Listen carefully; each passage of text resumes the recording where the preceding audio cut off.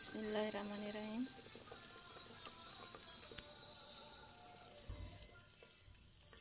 ये गोश्त को मैंने चढ़ा दिया था पानी डाल के, अब इसमें उबाल आ गया है।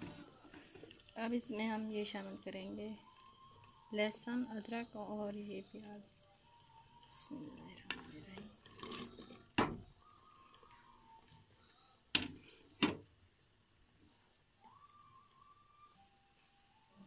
और हम इसमें शामिल करेंगे ये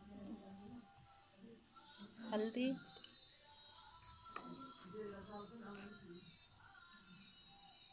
और ये लाल मिर्च।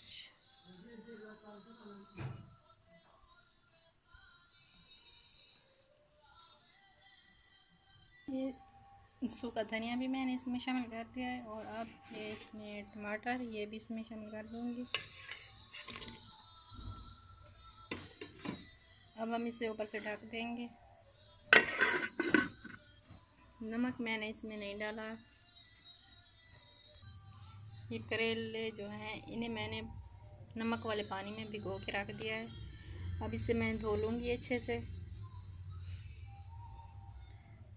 वहाँ अपने गोश्त में मैंने नमक नहीं डाला क्योंकि करेलों में भी नमक है।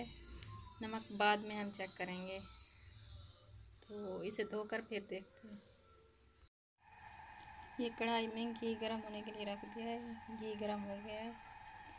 अब हम इसमें ये करेले जो है ना ये तल लेंगे।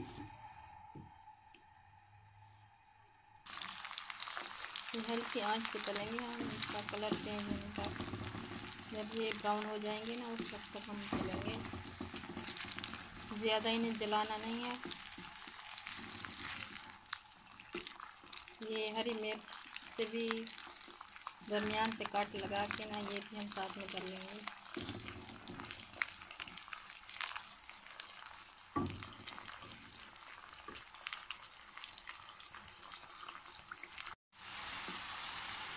ये ब्राउन हो गए हैं, ये देखिए।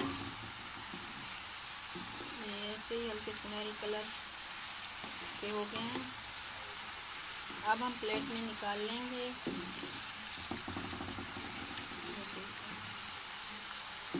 तकरीबन हमें इसे ब्राउन करने में लगे हैं 5 से 7 मिनट। तो हम ये प्लेट में निकाल लेंगे और जो बाकी बचे हुए हैं ये भी हम ऐसे ब्राउन निकाल लेंगे।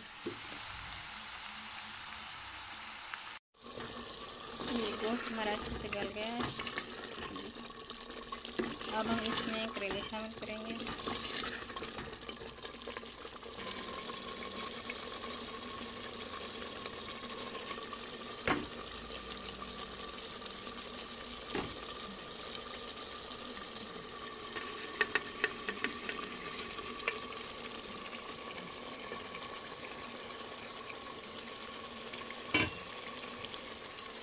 मिक्स कर लेंगे।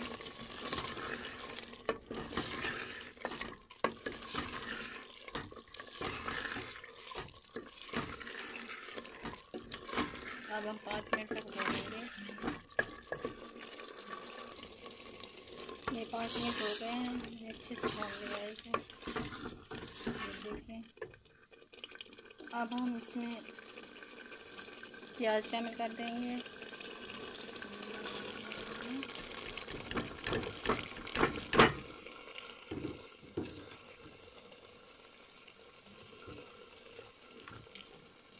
प्याज शामिल करके अब हम हल्की आंच पे इसे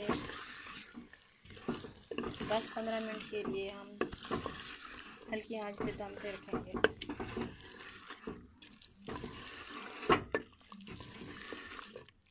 ये देखिए।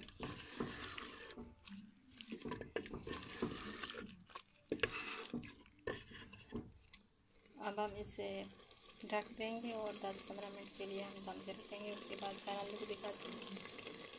अगर आप मेरे चैनल पर नए हैं तो मेरे चैनल को सब्सक्राइब कर लें और वीडियो को लाइक और शेयर करें। तो फिर चैनल को दिखाते हैं।